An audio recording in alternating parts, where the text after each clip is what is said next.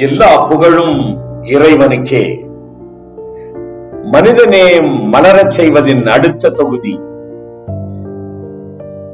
மக்கள் சொல்லுகிறார்கள், வந்தது தெரியும் போவது எங்கே, வாசல் நமக்கே தெரியாது என்று. வாருங்கள் அதை சற்று தெரிந்து கொள்வோம். ஒவ்வொரு ஆண்டும் நகரங்களிலே பொருட்காட்சிகள் நடக்கும். மிகப்பெரிய அளவிலே எக்ஸிபிஷன் அப்படின்றது நடக்கும்.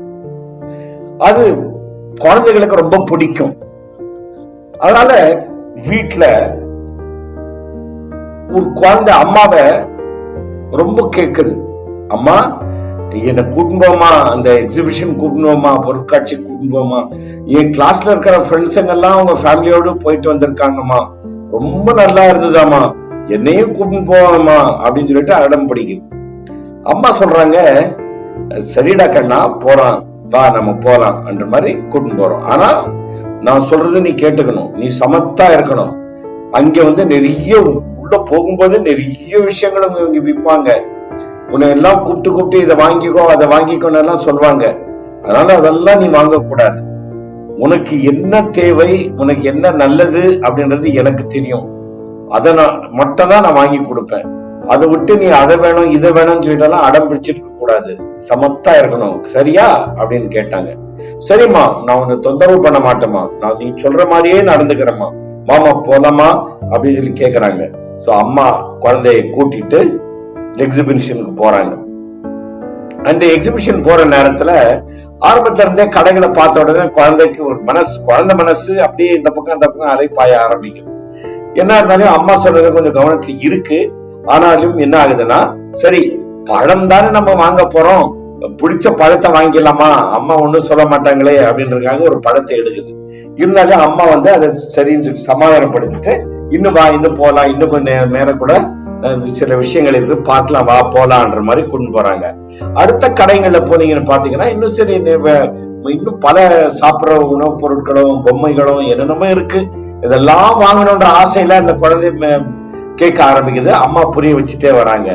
இன்னும் சொல்ல போனா ஒரு இடத்துல கட்டத்துல ரொம்ப என்னென்னமோ வாங்க சொல்லி பண்ணி இந்த பக்கம் அந்த பக்கம் அம்மாவை இழுத்து போகுது. அம்மா போறாங்க கூட, அம்மா கூடவே இருக்காங்க. அம்மாவுடைய கையை பிடிச்சிட்டு அந்த குழந்தை எல்லா பக்கமும் இந்த பக்கம் அந்த பக்கம் மாதிரி இழுத்து ஓடிட்டே இருக்கு. சாப்பிடக்கூடிய விஷயங்களை அது கேக்குதுங்க.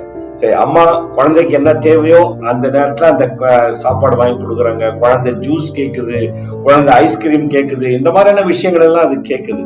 சரி வாங்கி கொடுக்குறாங்க தேவையானது. இன்னும் சொல்ல போனா இந்த மாதிரி பஞ்சு மிட்டாய் எல்லாம் வருது பாருங்க, இந்த பஞ்சு மிட்டாய் எல்லாம் கூட வேணும்னு சொல்லி கேட்டு வாங்கி சாப்பிடுது. இதெல்லாம் சாப்பிட்டு கூட்டு இருக்கும் போதே கூட கூட்டிட்டு போறாங்க. ஒரு கட்டத்துல என்ன ஆகுதுனாங்க, எப்பவுமே பாத்தீங்கன்னா அந்த எக்ஸிபிஷன் எல்லாம் பின்னாடி ஒரு பெரிய இடம் இருக்கும், அங்கதான் நிறைய கூட்டம் இருக்கும். ஏன்னா அங்கதான் அந்த ரங்கராட்டினமும் இன்னும் பெரிய அந்த டோரா இந்த மாதிரியான விளையாட்டு பொருட்கள் எல்லாம் நிறைய தீம் பார்க்ல இருக்கிற மாதிரியான விஷயங்கள் எல்லாம் அங்க நிறைய இருக்கும். ஆனா கூட்ட நெரிசல் ரொம்ப அதிகமா இருக்கும் அங்க. அந்த இடத்துல போகும்போது இந்த குழந்தை என்ன பண்ணுச்சுன்னா, அந்த அம்மாவுடைய கை பிடிச்சிட்டே இருந்தது இல்லையா. ஆனா கூட்ட நெரிசல் முன்ன பின்ன தள்ளின்னு போவாங்க, ஜனங்க கவனிக்கவே மாட்டாங்க. அந்த மாதிரி இருக்கிற நேரத்துல என்ன ஆச்சுன்னா, சடனா அம்மாவுடைய கை விட்டு போச்சு. அதை விட்டு போனோம்னா நிறைய ஒரு கூட்டம் உள்ள விழுந்து போச்சு பாருங்க. அவ்வளவுதான், அம்மா அந்த குழந்தை பிரிஞ்சிருச்சு, தாயை பிரிந்த குழந்தை. இப்ப அது உடனே அம்மாவை தேடுது. அம்மாவை தேடுறாங்க, பட் அம்மாவை குழந்தை ரொம்ப அதிகமா தேடுது, கிடைக்கல. அப்படியே ஜனங்க தள்ளிட்டே போயிட்டாங்க, குழந்தை வேற விதமா போயிடுச்சு. போயிட்டு பார்த்தா ஒரே தவிக்குது, அம்மா அம்மா அம்மான்னு சொல்லிட்டு அழ ஆரம்பிச்சிருச்சு. ரொம்ப ரொம்ப அழுது, ரொம்ப பயம் வந்துருச்சு. அம்மா இல்லைன்ன உடனே ரொம்ப பயம் வந்துருச்சு. அம்மா அம்மா அம்மா எங்கம்மான்னு சொல்லி அழுது. அப்போ அங்க இருக்கிற மக்கள் பாக்குறாங்க, அட என்னடா இந்த குழந்தை இப்படி அழுது, ஓஹோ அம்மா விட்டு பிரிஞ்சிச்சா இது, அம்மா அம்மான்னு சொல்லி அழுது, யாரா இருப்பாங்கன்னு சொல்லி அங்க இருக்கிறவங்க எல்லாம் கொஞ்சம் அந்த குழந்தைய கவனிக்க ஆரம்பிக்கிறாங்க. அப்புறம் அந்த குழந்தைய சமாதானப்படுத்துறாங்க.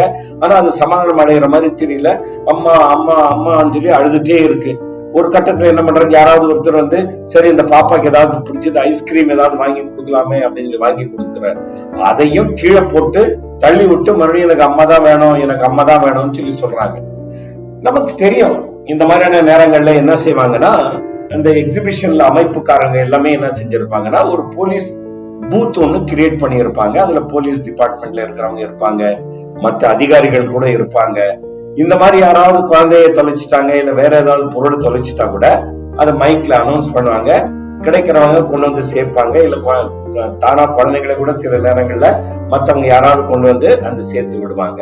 இந்த மாதிரியான இதுக்காக இருக்குனால நிறைய பேர் யோசிச்சு பார்த்தாங்க, சரி இந்த பாப்பா ரொம்ப அழுகுது, அந்த அம்மா அங்கதான் போயிருப்பாங்க, நாங்க என்ன செய்யலாம், இந்த குழந்தைய எடுத்துட்டு போயிட்டு அந்த அம்மா கிட்ட கொடுத்து அந்த அந்த இடத்துல ஒப்படைச்சிடலாம் அப்படின்ற மாதிரி எடுத்துட்டு போறாங்க.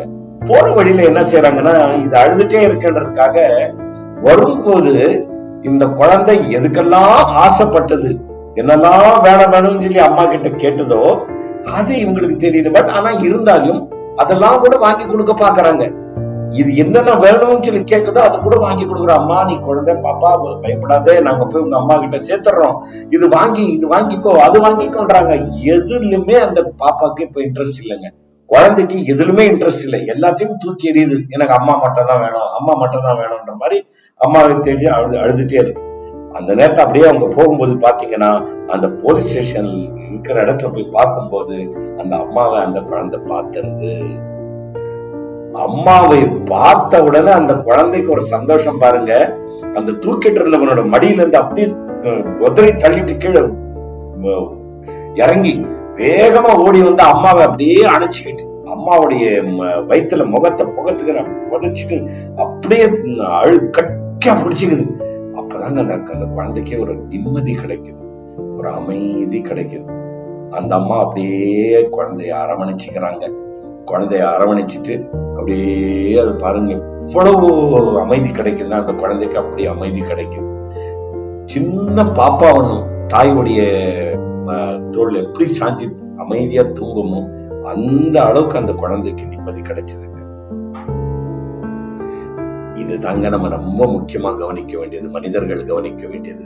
இந்த உலகம் அப்படிதாங்க. இந்த உலகத்துக்கு நாங்க எங்கிருந்து வந்தோம், ஆண்டவனால் அனுப்பி வைக்கப்பட்டோம். தாய் தந்தை வழியாக இந்த உலகத்திற்கு அனுப்பி வைக்கப்பட்டோம். இங்க வந்து நாங்க என்ன செய்யறோம், வளரும் போது பல பருவங்களை தாண்டி நாங்க வளர்றோம். பல பருவங்களை தாண்டி வளரும் போது அந்தந்த பருவத்துல என்னென்ன வேணுமோ அதெல்லாம் என்ஜாய் பண்றோம். இந்த உலகம் ஒரு பெரிய எக்ஸிபிஷனுங்க. இதுல நிறைய நமக்கு வந்து ஈர்ப்புகள் கொடுக்கக்கூடிய பல விஷயங்கள் நடக்குங்க. நல்லது இருக்கும், கெட்டதும் இருக்குங்க. அந்த மாதிரி இருக்கும்போது மனசு வந்து மாறி நம்ம என்ன நிறைய பேர் இதுல தவறு என்ன செய்யறாங்கன்னா, தேவையில்லாத விஷயங்களில் போயிட்டு அவங்க ஈடுபட ஆரம்பிச்சிடுறாங்க. இந்த வளர்ந்து பெரியவர்கள் ஆகிற நேரத்துல கூட எத்தனையோ தேவையில்லாத விஷயங்கள் எல்லாம் போயிட்டு தலையிட ஆரம்பிக்கிறாங்க.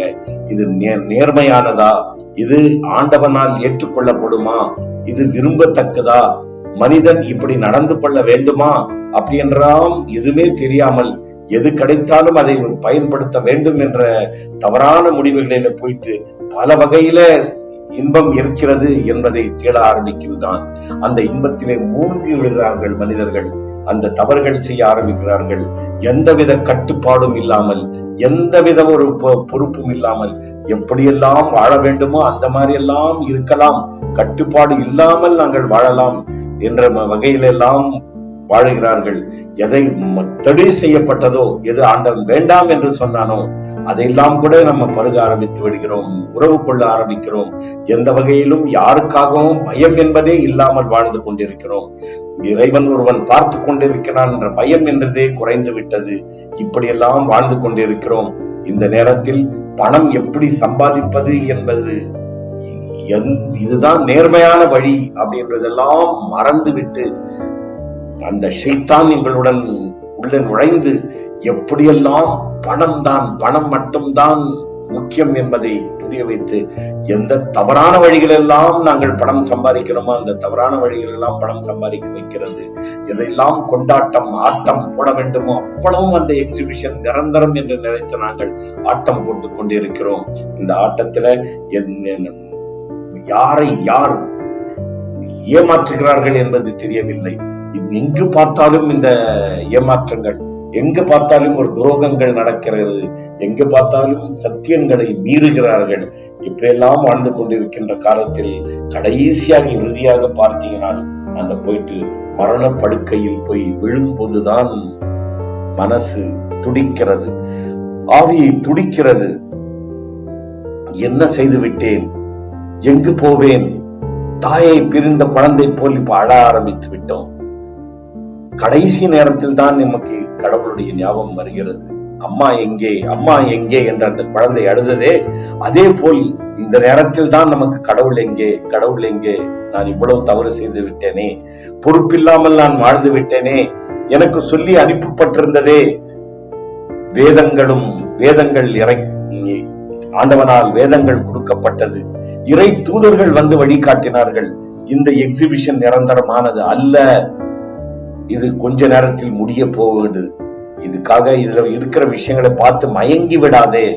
உனக்கு எது தேவை, எது நன்மையானது என்று என்னிடத்தில் இருக்கிறது என்று ஆண்டவன் சொன்னாரே, நான் உனக்கு கொடுக்கின்றேன் என்று சொன்னாரே, அதையெல்லாம் மறந்து இந்த எக்ஸிபிஷனின் பார்த்து எந்த பக்கமெல்லாம் ஆடம்பரம் தெரிஞ்சதோ, எங்கெல்லாம் அநியாயங்கள் அதெல்லாம் புரியாமல் நான் தவித்து விட்டேனே இப்படி என்று இந்த நிலையில் நாங்கள் மிகவும் வருத்தப்பட்டு கொண்டிருக்கிறோம். நிச்சயமாக அந்த உயிர் எடுத்து செல்லும் அந்த தேவதை, அந்த உயிரை எடுத்து செல்லும் தேவதையின் மடியிலே நாமல் சாயும் போதுதான் நமக்கு நிம்மதி கிடைக்கிறது. இந்த தேவதை இந்த உயிரை எடுத்துக்கொண்டு, இந்த ஆன்மாவை எடுத்துக்கொண்டு வானுலகத்துக்கு சென்று இறைவனுடைய சன்னிதானங்களை ஒப்படைக்கும் போதுதான் அந்த தாயை மீண்டும் கிடைத்த அந்த குழந்தைக்கு ஏற்பட்ட அமைதி நமக்கு ஏற்படுகிறது. ஆண்டவனுடைய சன்னிதானத்தில் போய் நாம் சரணடையும் போதுதான் எங்களுக்கு அந்த குழந்தையின் அமைதி நமக்கு கிடைக்கிறது. எப்படி அந்த குழந்தையை பார்த்துக் கொள்வார் ஆண்டவன்?